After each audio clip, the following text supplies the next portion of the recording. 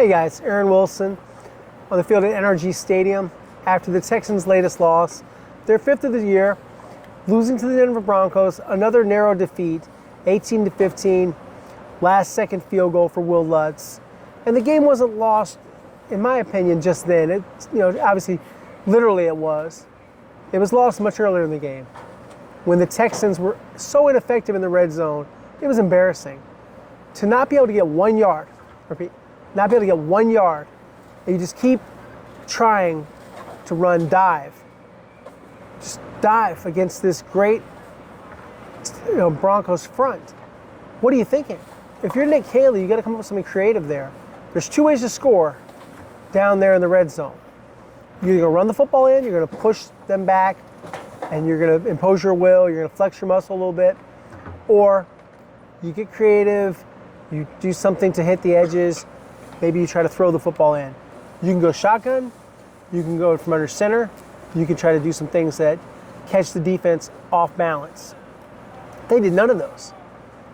When you're 0-3 in the red zone, and you're now, including the 1-for-5 against the 49ers, which was a problem, that they couldn't, the game was closer than it needed to be, right, against the 49ers. That was a warning sign.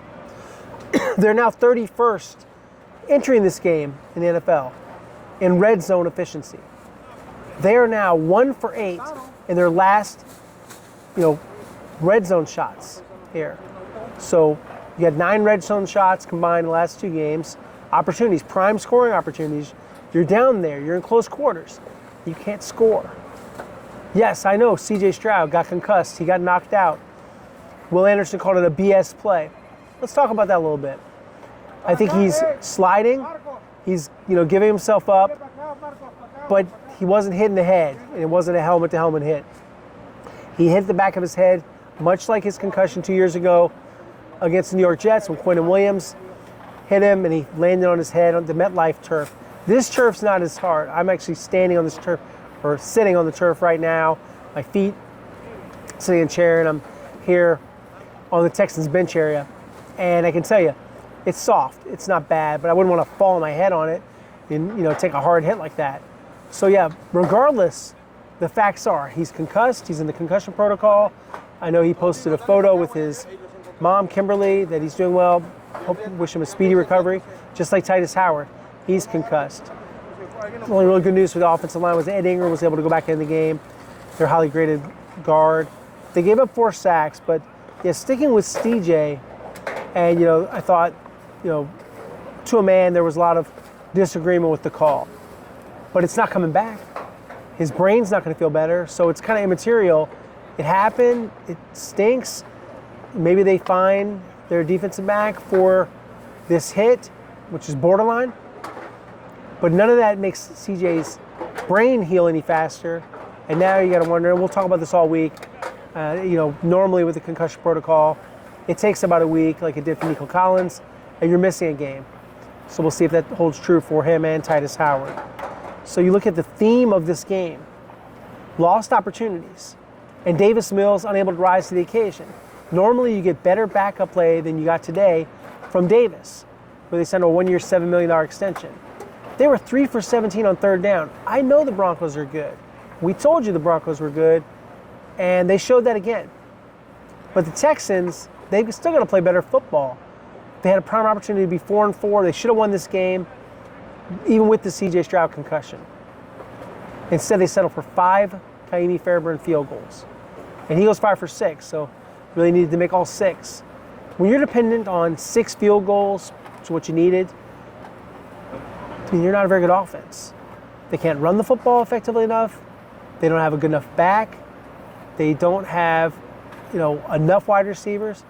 I would say they made a decision to go with Christian Kirk. He played pretty well. But there was the overthrow from Davis Mills.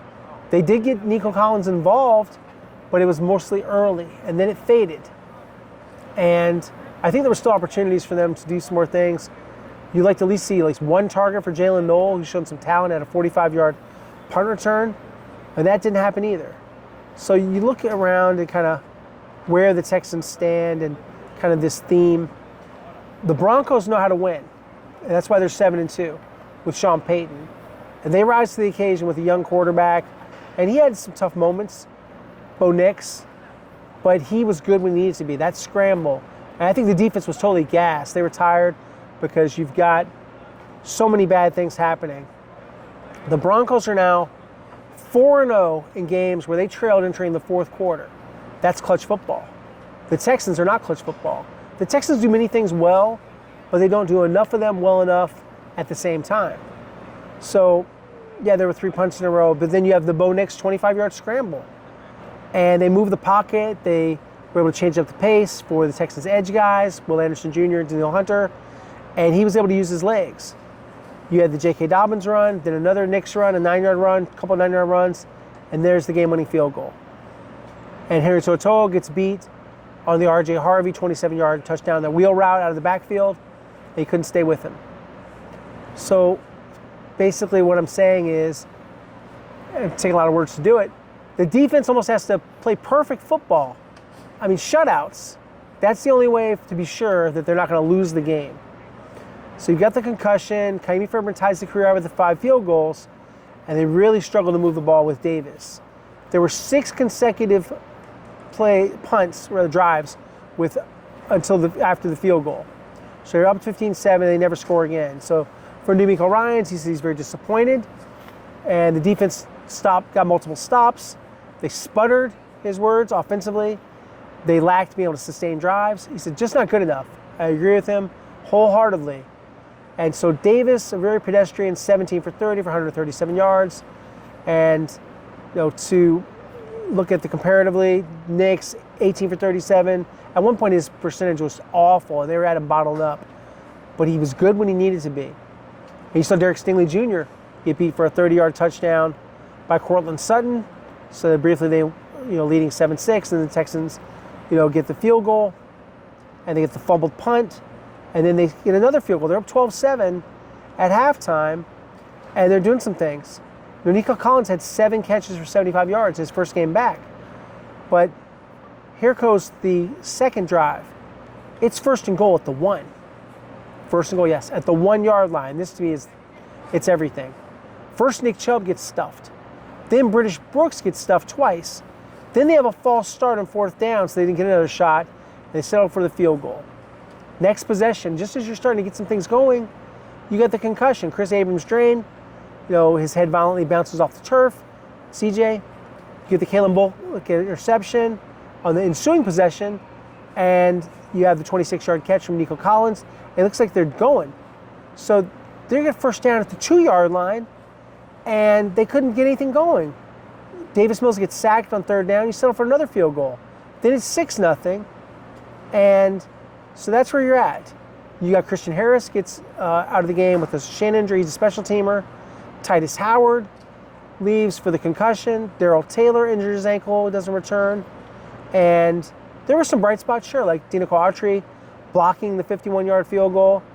13th block kick of his career, so he's tying Julius Peppers for the second most in the NFL since 1991. That's great. So all that's good, but it's not good enough. So you look at Davis, he's sacked a couple of times. He's got a 68.3 passer rating. CJ, was actually 6 for 10 for 79 yards. He was off to an okay start. Just nothing sustainable. But the best thing I can say for the offense, not turning the football over. But they didn't run the ball very well. They get 77 rushing yards on 28 carries, 2.8-yard average, and just no real long runs. I think the longest run, Woody Marks, 8 yards. He runs up with 34 rushing yards on 11 carries. Woody Marks, and they checked out his back. He's okay. He went back in the game. 10 runs, 27 yards. How about Dalton Schultz? You want to say something good about someone on offense? Dalton Schultz, after missing some time, missing most of the practices, gutted it out, plays through knee and shoulder pain, 6 catches for 77 yards, a 47-yard long reception for him. But other than Dalton and Nico, and a little bit of Christian Kirk, who had 4 catches for 26 yards on 8 targets, but there was the one that went off his hands, and no Jaden Higgins, he kind of disappears. and you don't have much from Woody Marks. You know, you try to target him 3 times, and he doesn't have any catches. So that's not good. On defense, they didn't hit the quarterback enough. They have 1 sack. He's pretty elusive. They've only given up 8 sacks heading into this game, so 9 sacks for the year.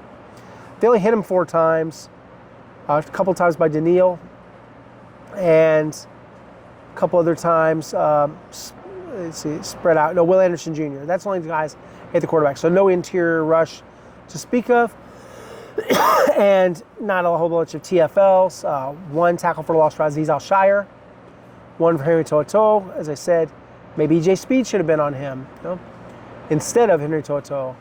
So in the locker room afterward, for the defensive guys, I sense a lot of frustration, a lot of let's not say anything bad about the offense. Let's put it all on us. We got to do better. We give up that big drive. But there was nothing like that said by DeMeco Ryans. DeMeco Ryans was harsh about the offense, I think appropriately so. He didn't go in on Caleb, of course. You're not going to go in on your coach. But I'll say it. Where's the creativity? Where's the things they ran against the Ravens? You just run it right into the line, and you think that's going to work against DJ Jones and Zach Allen and Nick Bonito and all these guys that are, you know, it's a tough bunch. The Broncos, they're 5th in total defense, 5th in scoring defense, number 1 in sacks, number 1 in pressures. So offensive line, I wouldn't say that they really lost this game for them other than, you know, not being able to get a lot of push. But, you know, look at the quarterback hits for, you know, Denver. Let's see, pull it up here. There's 7 of them. 7, 3 by Zach Allen, and we told you Zach Allen plays a little bit like a poor man's J.J. Watt, just in terms of style of play, looks a little bit like J.J., and he played very well. So did Dre Greenlaw, so did Talano Hufanga, their safety, he was excellent, and just overall, it wasn't good enough. There were some really big plays like Kalen Bullock, great interception. His awareness, instincts to go over and get the ball, that was big time. They did enough, I thought, in the return game. They did enough well on special teams. But overall, you can't, you know, really put this game on the defense. The Texans are a lopsided football team. We're heading into the trade deadline. Should they make a move? Should they trade for Breece Hall? I don't know if that would make any big difference, but maybe they should. They'll take a 3rd-round pick, apparently. We'll see if they just choose to make any kind of move of consequence. Do they dump somebody? Do they try to get some picks back? But, you know, Kamari last year said the game was in the defense's hands, and the game was lost on defense because they didn't make a play. It's true, yeah, they did not take the ball away. They let him scramble. But I thought Bo Nix just rose to the occasion. And I got to think the defense, there's a fatigue factor when you're just, it's punt, punt, punt, punt, punt. 8 punts for poor Tommy Townsend, who had a 73-yarder as one of his punts. I just think, you know, you look at what happened there. Yes, they limited the Broncos 271 yards to offense. And Bo Nix is 18 for 37. It wasn't perfect, but it's a winning performance in terms of what should be good enough. But this offense isn't good enough. So, as Aziz said, did you ever meet somebody who wants to get an 89 on the test instead of an A+? He wants to be perfect. And everybody on the team wants to be perfect. So you can't have the mindset of, as he said, okay with a C-, okay with a B+, okay with a B-. You never know what it's going to take every week. Well, it takes more than what they did. It's not good enough.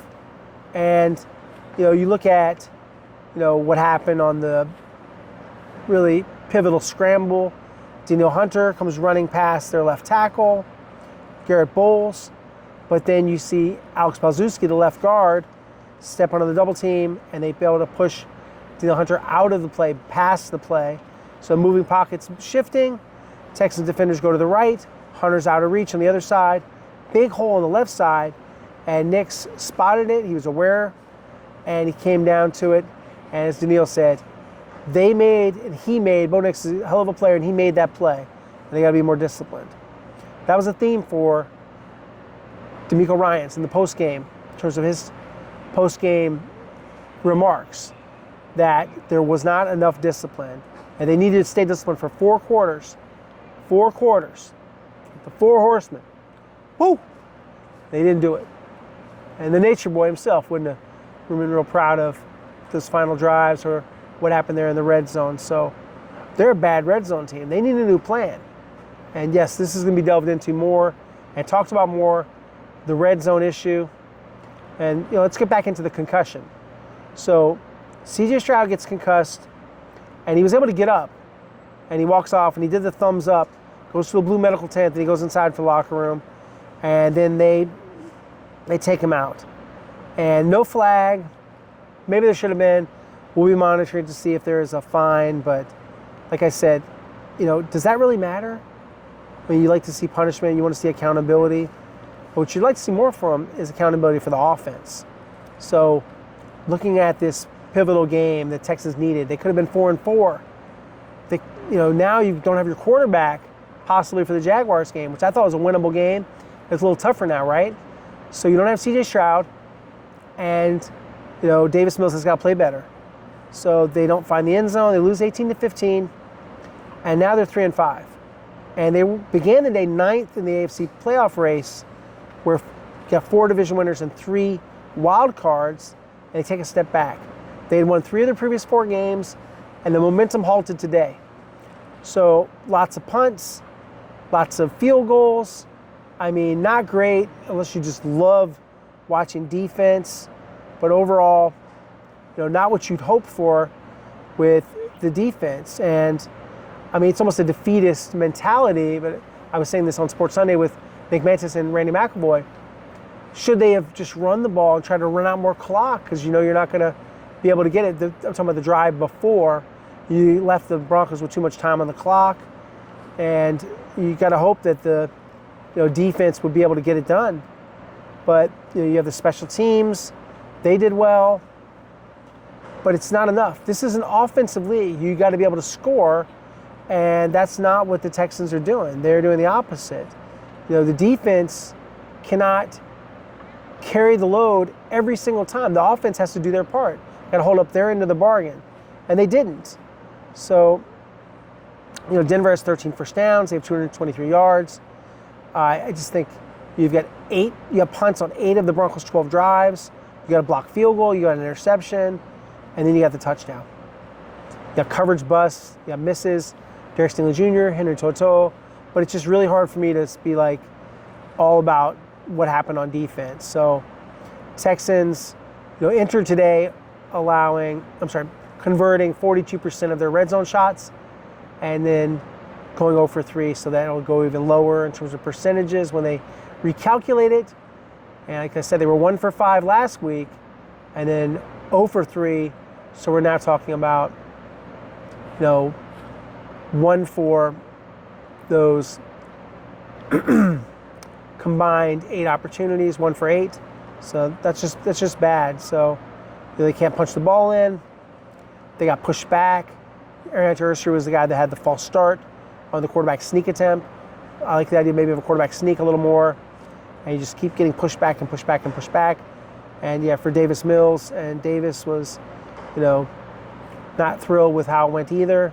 But you didn't get good quarterback play. You didn't get very good play from the running backs. You got better plays from wide receiver and tight end. Offensive line wasn't able to impose their will, like I say, in the red zone. Did okay on the defensive line. Linebackers solid. Secondary, great special teams. But where's the creativity? And they scored just 3 points after halftime. So you want to be a good second half club, and they weren't. So this was the opposite of clutch football. This isn't what it takes. This isn't where you want to see. You want to see progress. I know the Broncos are really good, but it's the same thing. It's kind of what we talked about before. When they play a Seattle, when they play a Denver, the offense doesn't play the way that you would hope for. So what's the answer? They've got to get better. This whole offseason is going to be a referendum on getting better on offense. You have to make a decision on Caley. You have to make a decision on several of these offensive linemen. You have to make a decision at receiver, at tight end. You coming back with Dalton? Are you augmenting the position? Are you going to feel like Dalton and Cade Stover, that's enough? And a lot of choices to make. Is Brevin Jordan coming back from the torn patellar tendon? Can you trust the knee after ACL last year and then patellar tendon this year? All valid questions. Are they getting your running back? I would bet they go running back shopping. I don't think they're just going to run it back, obviously, with Nick Chubb. I'm sure Woody Marks will be a part of it, of course, but Is he a lead back? It doesn't look like he's a lead back. Looks like he's a complementary back, third down back, change of pace, but you need another guy. I was told again, don't count on anything. Joe Mixon's not coming in to save the day.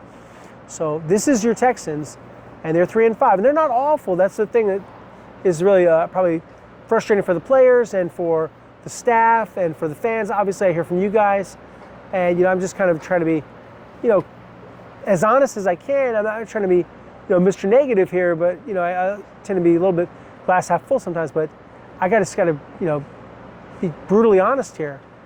What they're doing on offense is not good enough. It's not sustainable, and it's not acceptable. And it's a nice day. Janice McNair, she goes into the Ring of Honor. I'm actually right by the patch. So a little bit here. Janice McNair patch. Yep. It's nice. And she said, let's get this win at halftime, and they weren't able to do it. And they're going to do it for themselves, though. It can't just be about, like a cause or whatever like that. But next week, J.J. Watt's coming in to call the game. It'll be interesting to see how they perform, because I think they're good enough to beat the Jaguars. They've improved some. I don't think the Jaguars are getting that much better. But to do it, we're going to see. And like I'm saying right now, we don't know if C.J. Stroud will be able to play, because it's all about the concussion protocol, and it's all about those very necessary, mandatory baseline neurological exams and everything that goes into the concussion protocol. Same thing for Titus Howard. I thought Blake Fisher, he played okay, and he's improving. I think his confidence is going up. But yeah, that's what's it for now, guys. There's another video, of course, which is live, which has locker room reaction. We get into all kind of topics, offense and defense there. And of course, we'll have more coverage on Monday, and we'll see what they do about this as they try to unravel this mess of a loss. And there are no moral victories in the NFL. Nobody's going to baby them and say, oh, you played pretty good and this. No, you either win or you lose. You are what your record it says you are. I believe in that very firmly. The great Bill Parcells said that, and I believe in it too. So who the Texans are? They're 3-5. They're not hopeless. They're not like a team that's beyond fixing, but they've got some things to do. I know they've improved since the first game of the season, since the 0-3 start, but it's an improvement league, and the other teams get better too. And they figure some things out, and Denver figured a few things out, and they know how to win. They know how to perform in the clutch. And sometimes it's just that simple. Making the play and having the mental focus and the physical conditioning and the stamina, mentally and physically, to be able to perform at your best when it matters the most. And the Texans right now, they're not a team that's doing that. Guys, great to talk to you. Please watch, like, and subscribe. We did reach 19,000, as I'd hoped this weekend. We reached it today, actually right after the game. So next goal, 20,000. And again, just try to build the channel to have a great audience and hopefully a great product here that you guys enjoy. Talk to you soon. Please watch me on Twitter, @AaronWilson_NFL. I'll be on Sports Sunday tonight with Randy McElroy and Nick Mantis. And of course, we'll have a bunch of articles at www.clicktohouston.com for you guys to read. Thanks so much. Talk to you soon.